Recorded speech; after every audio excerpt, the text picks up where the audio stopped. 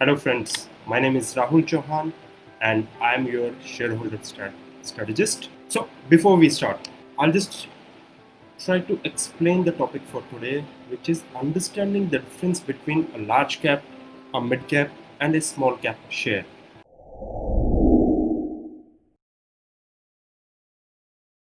Stock market में ये तीन कैटेगरी हम बहुत सुनते हैं, जिसको हम कहते हैं लार्ज कैप क्या है, मिड कैप है, स्मॉल कैप है.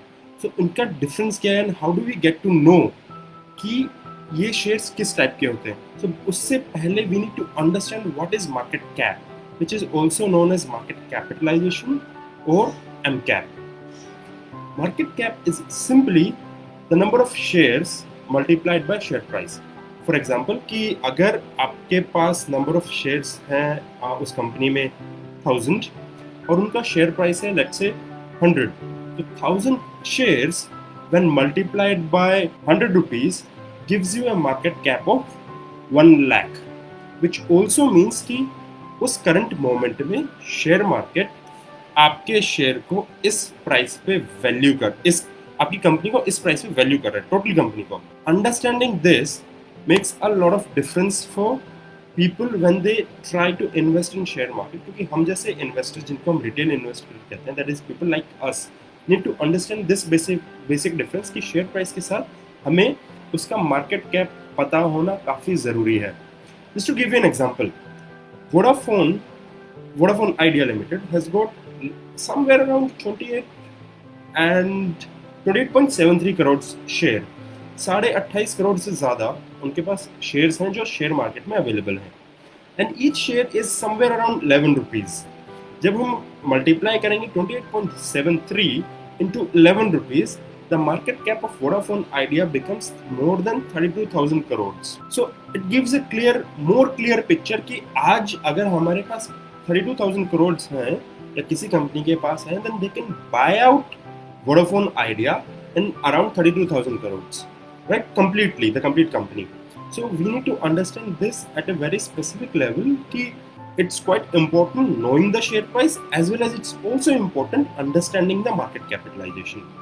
Similarly, इससे हमें एक हेल्प और मिलती है कि मार्केट कैप के बेसिस पे फिर हमें ये पता चल जाता है कि कंपनी किस कैप स्ट्रक्चर में आ रही है, लार्ज कैप में है, मिड कैप में है, स्मॉल कैप में. So let's discuss this thing a bit more in detail.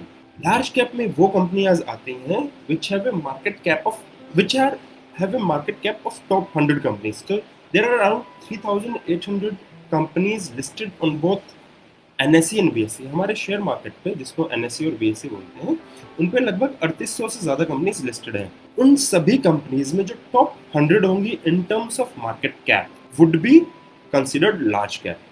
तो इसमें बड़ा इंटरेस्टिंग पॉइंट है कि इसको हमने एक स्पेसिफिक नंबर ना देके we have given it number in terms of कि एक नंबर नहीं दिया कि इतने 1000 करोड़ का मार्केट कैप होना चाहिए, बट हमने एक नंबर दिया इन टर्म्स ऑफ टॉप 100. उसका एक स्पेसिफिक रीजन है कि मार्केट अप और डाउन होता है, जिससे शेयर प्राइस अप और डाउन होता है. क्योंकि share price up and down होता रहता है तो आपका मार्केट कैप फ्लक्चुएट करता है. लेट्स से अभी मार्केट बूमिंग पे है तो आपका शेयर प्राइस इंक्रीज हो रहा है, आपका मार्केट कैप इंक्रीज होता चला जाएगा. अगर आपने वहां पे एक सेट ऑफ नंबर डाल दिया कि any company which has more than 10,000 crore of market cap should be considered large cap, ऐसे केस में क्या होगा कि जब मार्केट बूम पे होगा, प्राइस इंक्रीज हो रहा है, तो आपकी number of large cap stocks shares एकदम से बहुत ज़्यादा बढ़ जाएंगे.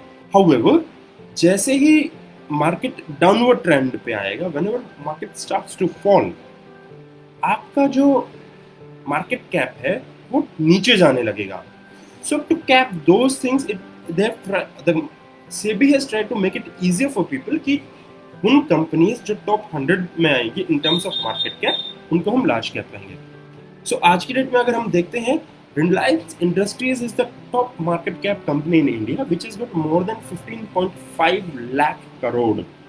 मैं रिपीट करता हूँ, मोर देन 15.5 लाख करोड़, 15.5 लाख करोड़ से ज्यादा का मार्केट कैप है.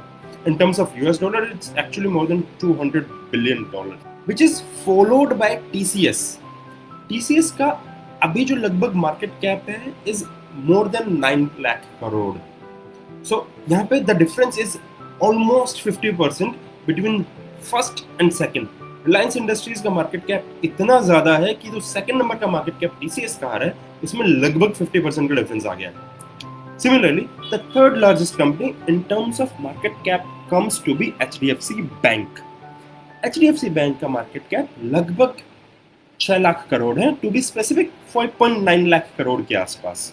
सो top Reliance is sitting at 15.5 lakh crore, second TCS sitting at 9.2 lakh crore, third HDFC Bank sitting at 5.9 or 6 lakhs crore के आसपास। So that's how the markets, the numbers are being devised. So उसमें जो top 100 companies आ रही है वो सारी चली जाएंगी मार्केट कैप, लार्ज कैप में। Now we need to understand this कि ये आपका जो top 100 companies खत्म होती हैं somewhere around 29,000 करोड़। So हम ये देख सकते हैं कि आज की डेट में लगभग 30,000 करोड़, 30,000 करोड़ का, क्योंकि हम राउंड ऑफ कर लेते हैं फॉर आवर इजी अंडरस्टैंडिंग, कि any company, most of the companies or any companies which has got more than 30,000 crore of market cap as of today should be ideally considered a company which has got a large, which comes into large cap. ये तो बात हो गई हमारे large cap status की।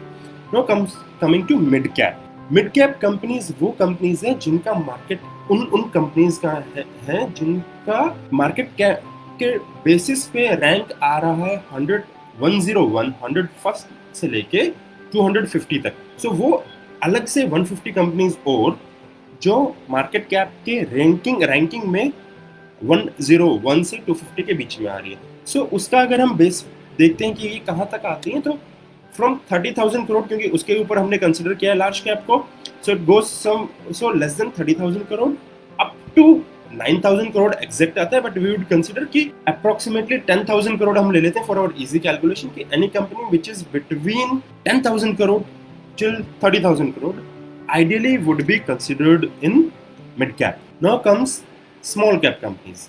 Small cap companies को generally लोग ध्यान नहीं देते हैं, बट इंटरेस्टिंगली इसमें बड़ा एक वेग फिगर आती है। सो हमने टॉप 100 को डाल दिया लार्ज कैप में, उसकी नेक्स्ट 150 कंपनीज को डाल दिया मिड कैप में। सो 250 कंपनीज यहाँ से चली गई हैं। हमारा मार्केट कैप 15.5 लाख करोड़ से आ गया है लगभग 10,000 करोड़ तक का। ये हमें एक रेंज मिल गई है जिसमें 250 कंपनीज आ गई हैं, टॉप 250 कंपनीज। सो कुछ लोग स्मॉल कैप्स को लेते हैं from 251 till 500, some people take it from 251 till 1000। So मैं अपनी कंसिडरेशन के लिए लेता हूँ फ्रॉम 251 टू 500। सो 251 से 500 का जब हम रैंकिंग देते हैं इन टर्म्स ऑफ मार्केट कैप, तो वो स्मॉल कैप में आप कंसिडर कर सकते हो। इसमें एक बड़ा इंटरेस्टिंग एंगल है कि 500 कंपनीज, 251 से जो 500 तक की 250 कंपनीज है, 500 नंबर आ रहा है रैंकिंग में समवेयर अराउंड 1900 करोड़, तो उसको हम उन्हें कंसिडर कर लिया 2000 करोड़ के आसपास। So any company which has a market cap of around 2000 crore and is going up to 10,000 crores would ideally be considered as a small cap company. तो अब हम देखते हैं 3,800 से ज़्यादा कंपनियां हैं हमारे लिस्टेड स्पेस में, with more than 3,800 companies being into the listed space. 100 goes into large cap, 101 to 250 companies goes into mid cap, and 250 to 500 goes into small cap. तो टॉप 500 कंपनीज में जनरली हमारा लार्ज, मीडियम और small cap खत्म हो गया। अब मैंने इसको एक बड़ा इंटरेस्टिंग स्पेस बना लिया है, क्योंकि मुझे ये लगा कि there are still many companies जिनका मार्केट कैप चाहे भले ही कम हो, even the market cap can be on the lower side, but there are fast growing companies and can do wonder. So for my easy understanding, I have done one more categorization which is known as micro cap. No, micro cap is not a word which I have devised. I've used it and borrowed it from someone else. So market cap में मैं क्या consider करता हूँ? Any company which has a market cap of less than 500 crore would be considered as small caps. अब इसमें बड़ा interesting बात ये आ रही है कि इसमें 2,900 कंपनीज, 2,900 कंपनीज हैं जो इस रैंकिंग के बेस पे आपके पास आ जाती है। So it's a huge list कि लगभग 3,000 कंपनियां हैं आपके पास टू चूज फ्रॉम, और उन 3,000 कंपनी से फिर आप ये देख सकते हो कि which one can be considered for you to pick for your investments. इसमें एक चीज जो मैं अपनी तरफ से डिस्क्लेमर दूंगा, आई prefer that I don't go below a market cap of 100 crores even to consider those shares for one specific reason कि 100 crores के नीचे की जो कंपनियां हैं वो एक बहुत ही स्मॉल स्पेस में खेल रही हैं और वहां पे आपका रिस्क बहुत ज्यादा इंक्रीज हो रहा है and the return ratio is not that. आपका रिस्क के साथ अगर रिटर्न इंक्रीज होने की चांसेस बढ़ रहे हैं then it's a great combination. But आपका रिस्क तो इंक्रीज हो गया बट आपके पैसे बनाने के चांसेस उतने ज्यादा इंक्रीज नहीं होंगे then it becomes a risky space. So I prefer that I don't go below 100 crore. और 100 करोड़ का मार्केट कैप आज की डेट में अचीव करना ज्यादा मुश्किल नहीं है क्योंकि मार्केट्स आर राइजिंग।